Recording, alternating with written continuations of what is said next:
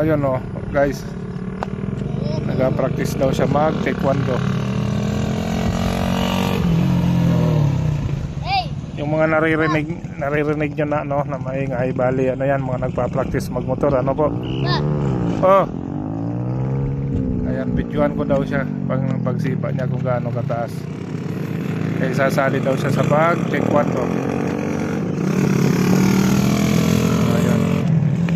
Nandito kami kasi sa bakanting kalsada, bali bagong gawang kalsada to. Hindi pa pinapadaanan. So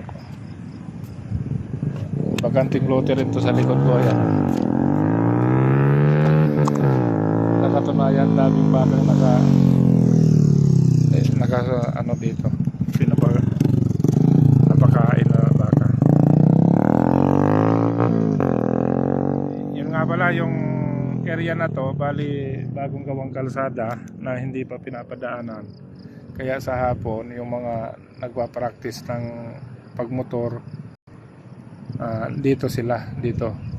So kaya nandito rin kami dahil yung anak ko na babae nagpaturo din magmotor sa kuya niya. Pero ayun, inatid na tapos uy, yung baka inaano yung sasakyan. Yun o, Yung baka. So ayun, inatid na pala yung shoutout nga pala sa mga kaklase ko. ayun, anong pangalan? Ian, Paula, Prince. Tingin dito. Ian, Paula, Prince. Ian. Tapos Sinulit. teacher mo, shoutout mo. Teacher Teresa. Hello po teacher. Oh, pangit ko po. So yun no, hinihintay lang namin yung anak kong panganay para sunduin kami dito kasi hindi kami kasyalan sa motor, kaya babalikan na lang kami. Bali yan, paggabi na rin yan o. Sarado na yung kwek-kwekan. Tapos dadaan pa daw siya sa, saan ka dadaan? Anong bibili natin? Bibili pa daw siya ng kwek-kwekan. Kwek-kwek. Hindi kwek-kwek. Ayo, kwek-kwek. So yan ay yung mga kamaskaro.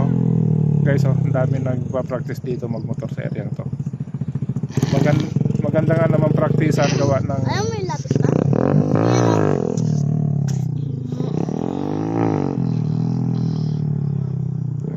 Yan o, ano. Ang galing ah, yun sila oh, marami.